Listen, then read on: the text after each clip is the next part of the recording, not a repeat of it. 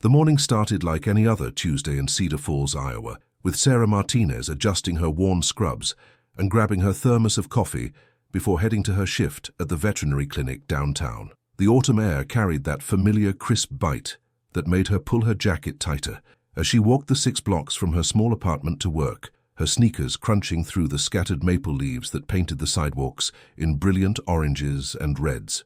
Sarah had been working as a veterinary technician for 3 years now, ever since she'd moved to this quiet Midwest town after her divorce, seeking the kind of fresh start that only small-town America could offer to someone trying to rebuild their life from scratch. At 28, Sarah had learned to appreciate the simple rhythms of Cedar Falls, where everyone knew everyone, and the biggest excitement usually came from the high school football games on Friday nights or the annual corn festival in late summer. She'd grown up in Chicago, where the constant noise and chaos had once felt exciting, but eventually became suffocating, especially during the difficult final months of her marriage, when every familiar street corner seemed to hold painful memories.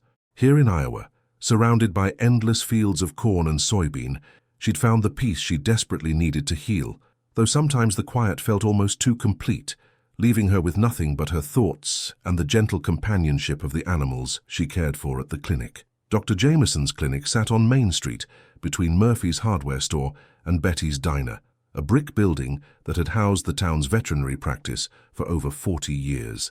The waiting room still had that distinctive smell of disinfectant, mixed with pet odors that had become as familiar to Sarah as her own perfume, and she'd grown fond of the way the morning sunlight streamed through the front windows, casting long rectangles of gold across the worn linoleum floor. Her co-workers, Janet and Mike, had become something like family to her, filling the void left by the friends she'd lost touch with back in Chicago and the family members who'd taken sides during her divorce. That particular Tuesday had been unusually busy, with a steady stream of routine checkups, vaccinations, and the occasional emergency that kept Sarah moving from room to room, checking on patients and assisting Dr. Jameson with procedures. She'd always been good with animals, possessing that rare combination of gentleness and confidence that helped even the most anxious pets relax under her care, and she'd found genuine fulfillment in work that felt meaningful in a way her previous job in corporate accounting never had. The hours passed quickly, filled with the comfortable routine of medical tasks and the quiet satisfaction that came from helping creatures that couldn't help themselves. It was during her lunch break that Sarah decided to take a different route back from the small sandwich shop on Elm Street, choosing to walk through Riverside Park instead of taking her usual path along Main Street. The park stretched along the banks of the Cedar River, with walking trails that wound between mature oak and elm trees, and wooden benches positioned to take advantage of the scenic water views. October in Iowa meant the trees were at their peak fall colors, creating a canopy of gold and scarlet that filtered the afternoon sunlight into dancing patterns on the ground below. Sarah was about halfway through the park, enjoying the peaceful sounds of water flowing over rocks and the distant laughter of children playing on the playground, when she heard something that made her stop in her tracks. It was a sound that didn't belong in the tranquil park setting, a desperate whimpering that seemed to be coming from somewhere underground. She stood perfectly still, listening intently, trying to locate the source of the distressed cries that tugged at her heart with an urgency she couldn't ignore. Following the sound, Sarah found herself standing near one of the storm drain grates that dotted the park's paved walkways, designed to channel rainwater away from the recreational areas during Iowa's frequent thunderstorms. The whimpering was definitely coming from below, and when she knelt down and peered through the metal grating, she could make out the shape of a small dog trapped in the concrete channel about 8 feet down. The animal was clearly terrified, pacing back and forth in the narrow space, looking up at her with eyes that seemed to plead for rescue from its underground prison. Sarah's first instinct was to call out reassuringly to the trapped animal while she frantically searched her phone for the number of the Cedar Falls Animal Control Office, her hands shaking slightly as she realized the magnitude of the situation unfolding before her. The dog appeared to be a small mixed breed, possibly a terrier mix, with a brown and white coat that was matted with mud and debris from its time in the storm drain. She could see that the animal was uninjured, but clearly exhausted and dehydrated, probably having been trapped for hours or even days, based on its weakened condition. When Sarah called animal control, she was disappointed to learn that their rescue equipment was currently being used for another emergency on the other side of town, and the earliest they could respond would be late afternoon, possibly not until evening. The thought of leaving the frightened dog trapped for several more hours was unbearable to Sarah, who knew from her veterinary training how quickly a stressed animal could deteriorate, especially in the cool October weather that could lead to hypothermia if the dog remained in the damp concrete channel much longer. Unable to simply walk away, Sarah made the decision that would change not only her day, but her entire understanding of what it meant to be part of a community. She began calling everyone she could think of who might be able to help, starting with Dr. Jameson at the clinic, then moving on to her neighbors in her apartment building, and eventually reaching out to acquaintances she barely knew, explaining the situation and asking if anyone had ideas or equipment that might aid in a rescue attempt. The response was immediate and overwhelming in the best possible way. Dr. Jameson left the clinic in Janet's capable hands and arrived within 20 minutes carrying a pet carrier and some basic first aid supplies, followed shortly by Sarah's neighbor Tom, a retired contractor who brought a ladder and some rope from his garage. Word spread through the small town with the speed that only small-town communication networks can achieve, traveling from person to person through phone calls, text messages, and face-to-face conversations that rippled outward like stones thrown into still water.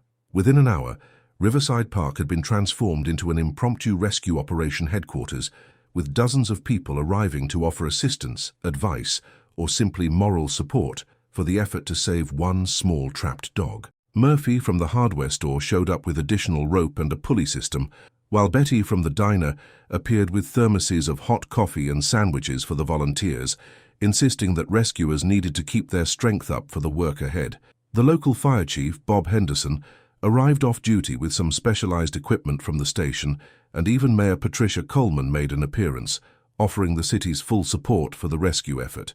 What struck Sarah most profoundly was how naturally everyone seemed to fall into roles that played to their individual strengths and expertise.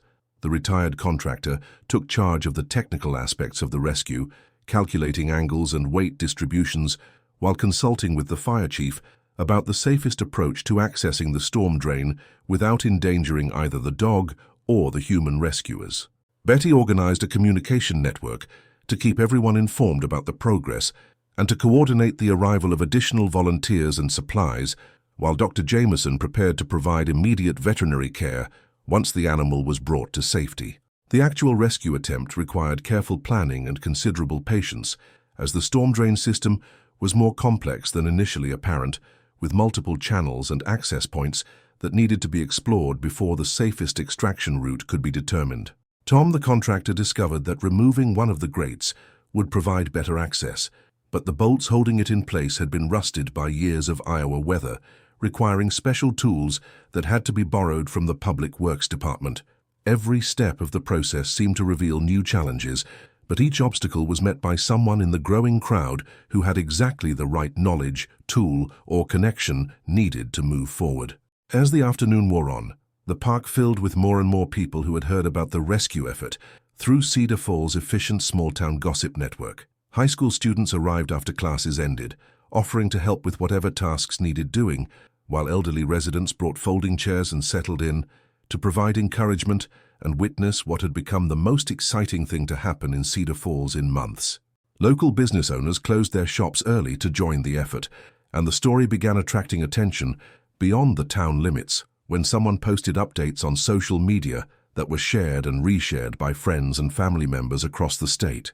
The breakthrough came when Jenny Morrison, a local plumber who had been following the updates on Facebook, arrived with a specialized camera that allowed the rescue team to get a clear view of the storm drain's interior layout and the dog's exact position. The images revealed that the animal had actually fallen through a damaged grate several hundred yards upstream and had been carried by recent rainfall to its current location, explaining why it had been so difficult to locate the optimal rescue approach. More importantly, the camera showed that the dog, while scared and tired, was alert and responsive, giving everyone renewed hope that the rescue could be completed successfully. The final phase of the rescue required a coordinated effort involving nearly a dozen volunteers, working in carefully choreographed sequence.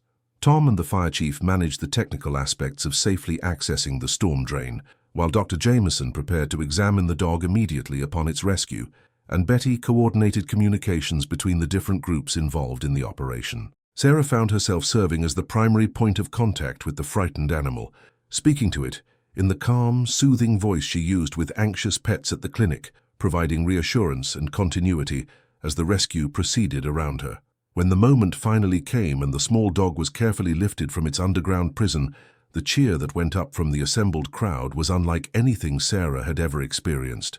The sound seemed to echo across the entire park and beyond, carrying with it all the collective relief, joy, and pride of a community that had come together to accomplish something meaningful. The dog, though exhausted and disoriented, was remarkably resilient, responding positively to Dr. Jameson's examination and showing no signs of serious injury beyond dehydration and stress. In the immediate aftermath of the rescue, as Dr. Jameson worked to stabilize the animal and prepare it for transport to the clinic for more thorough care, Sarah found herself overwhelmed by the gratitude and affection being directed toward her by people she barely knew. Neighbors she had exchanged only polite greetings with in the past were embracing her like family. Business owners were offering their services free of charge, and strangers were approaching her to express their admiration for her compassion and persistence in refusing to abandon the trapped animal. What Sarah hadn't expected was how the rescue would fundamentally change her relationship with Cedar Falls and its residents.